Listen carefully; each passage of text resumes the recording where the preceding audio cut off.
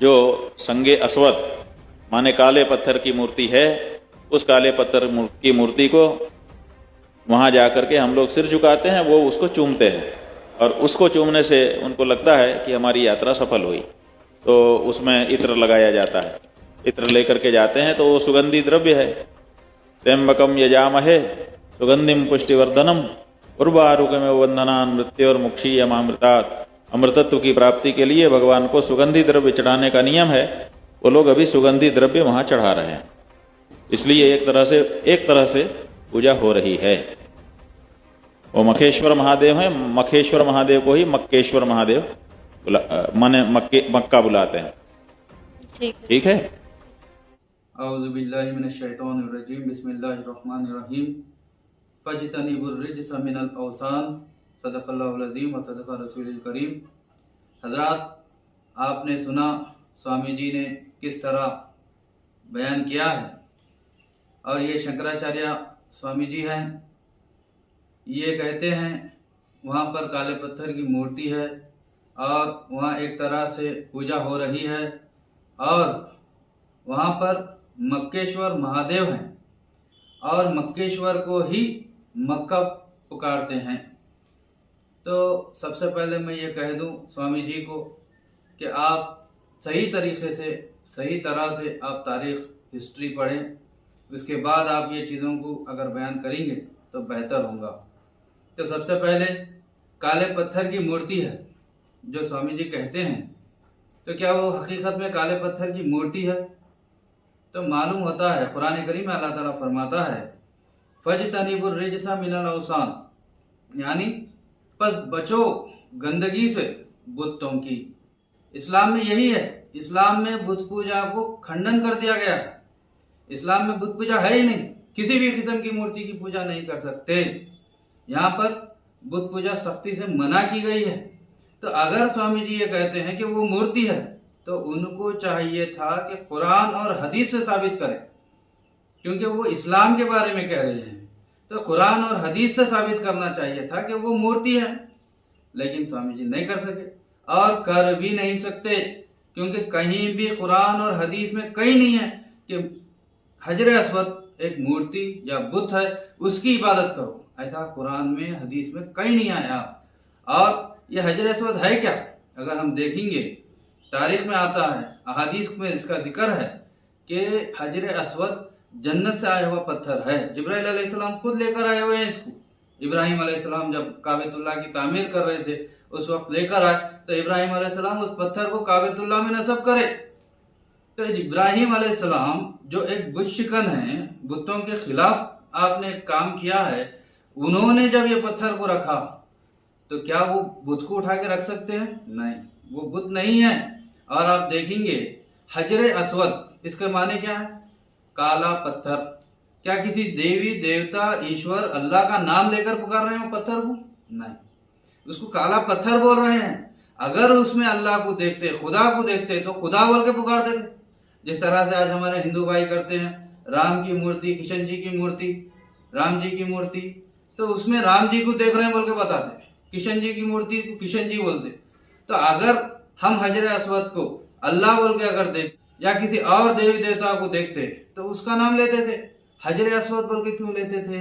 काला पत्थर बोल के क्यों बोलते थे? तो मालूम हुआ वो पत्थर को सिर्फ हम पत्थर की नजर से देख रहे हैं, हम उसमें देवी देवताओं को, अल्लाह को, किसी को नहीं देख रहे हैं, हम उसकी इबादत नहीं करते। यहाँ तक कि कुरान करीम में अल्लाह ताला फरमाता है फलयाबुदु रब्बा हाज़ल बैत, यानी इस घर के रब की इबादत करो। हम जो काबेतुल्लाह की तरफ रुख करके नमाज पढ़ रहे हैं, ये काबेतुल्लाह की इबादत नहीं कर रहे हैं, बल्कि उस घर के रब की इबादत कर रहे हैं। काबेतुल्लाह क्या है? वो किबला है। किबला बोले तो रुख, उसकी तरफ डायरेक्शन। तमाम इंसानों को एक तरफ करने के लिए, तमाम इंसानों को एक करने के लिए, एक डायरेक्शन में लाने के लिए वो एक किबला है। उसको सिर्फ हम क्या बता रहे हैं? वो अल्लाह का घर है, वो अल्लाह नहीं है। बैतुल्लाह जो बताया गया है, उसकी हम किसकी इबादत कर रहे हैं? हम अल्लाह की इबादत कर रहे हैं, घर की इबादत नहीं कर रहे। इसी तरह से हजर अस्वद की भी कोई इबादत नहीं करता। हजर अस्वद की अजमत इसीलिए है कि वो जन्नत से आया हुआ पत्थर है, और उसको है ना इब्राहिम अलैहिस्सलाम, अंबिया किराम ने उसको अपना हाथ लगा कर रखा है। और हदीस में आता है, हजरत उमर रज़ियल्लाहु तआला अन्हु एक दफा उस पत्थर के पास गए और बोसा दी और आपने फरमाया, मैं खूब जानता हूं कि तू सिर्फ एक काला पत्थर है जो ना किसी को नुकसान पहुंचा सकता है और ना नफा पहुंचा सकता है। अगर रसूलुल्लाह सल्लल्लाहु अलैहि वसल्लम को तुझे बोसा देते हुए मैं ना देखता तो मैं भी तुझे बोसा ना देता। ये बुखारी शरीफ की हदीस है। तो मालूम हुआ हुजूर अकरम सल्लल्लाहु अलैहि वसल्लम हजरत मोहम्मद पैगंबर सल्लल्लाहु अलैहि वसल्लम उसको बोसा दिए, इस वास्ते आज मुसलमान उस पत्थर को बोसा दे रहे हैं। अगर आप बोसा ना देते तो आज दुनिया में कोई मुसलमान उसको बोसा ना देता था। सिर्फ और सिर्फ हुजूर अकरम सल्लल्लाहु अलैहि वसल्लम की सुन्नत है उस पत्थर को बोसा दिए, इस वास्ते आज मुसलमान बोसा दे रहा।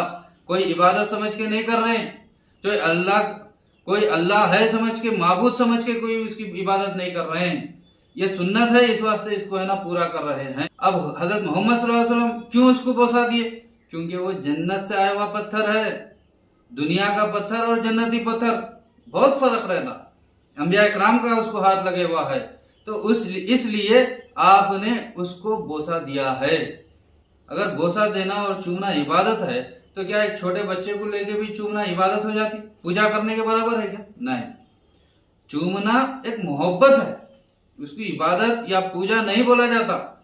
चूमना एक मोहब्बत है। ऐसे ही ये संगे अस्वद या हजरे अस्वद को चूमना क्यों है? क्योंकि वो जन्नती पत्थर है और अंबिया किराम का हाथ उसको लगे हुआ है।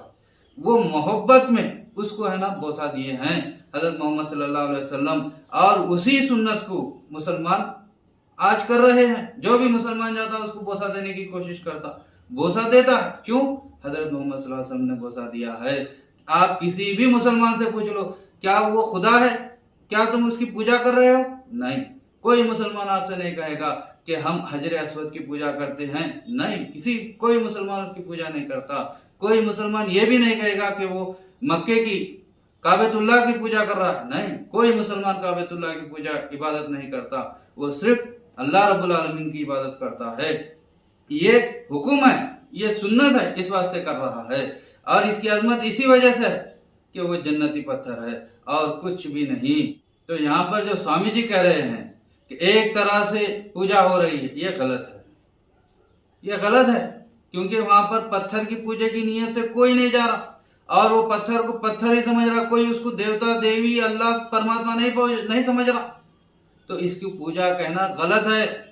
और आगे स्वामी जी कहते हैं कि मक्केश्वर है वहां पर और वो मक्केश्वर को ही मक्का कहते हैं। तो अगर अब जैसा कि मक्क के माने भी अलग हैं, मक्केश्वर के माने अगर हम मक्के का ईश्वर लेंगे तो मैं ये कह दूं कि ये ईश्वर परमात्मा अल्लाह गॉड ये सब क्या है? भाषा का भेद है। जिस तरह से पानी है, पानी को वाटर बोलो, नील बोलो, जल बोलो, सब एक ही है, भाषा का भेद है। इसी तरह से अल्लाह परमात्मा ईश्वर गॉड ये क्या है? भाषा का भेद है। वो एक है। एकम सत विप्रहा बहुधा वदंती, वो एक है, उसके कई नाम। ये ऋग्वेद में आया हुआ है। न तस्या परितिमास्ति, यजुर्वेद में आया हुआ कि उसकी कोई प्रतिमा या उसकी कोई छवि नहीं है, उसके जैसा कोई नहीं है, वो निराकार है। और वेदांत ब्रह्मसूत्र मंत्र में आता है एकम ब्रह्मा द्वितीय नास्ते नहीं न नास्ते किंचन, वो एक है और दो नहीं है, बिल्कुल भी नहीं। तो इसी तरह कुरान करीम में भी अल्लाह ताला फरमाता है कुल हुवल्लाहु अहद, वो एक है, वो दो नहीं है और वो निराकार है, उसकी हम इबादत करते हैं।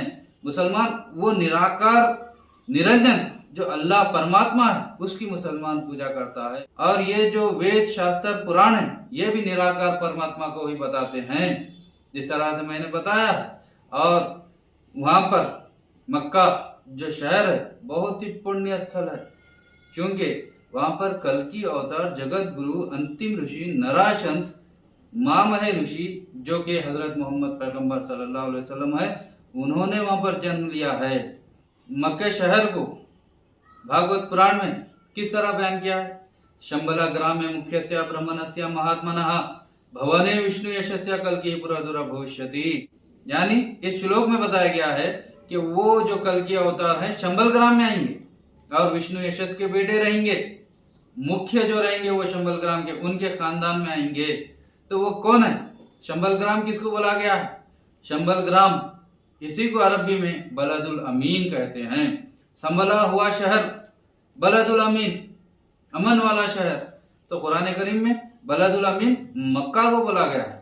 तो शंबल ग्राम में कल के अवतार आने का जिक्र है, तो उसी तरह से हजरत मोहम्मद पैगंबर सल्लल्लाहु अलैहि वसल्लम भी शंबल ग्राम यानी मक्का में पैदा हुए और विष्णु यशस के घर में। विष्णु यशस, विष्णु बोलते अल्लाह, यशस बोलते भक्त, अल्लाह का बंदा।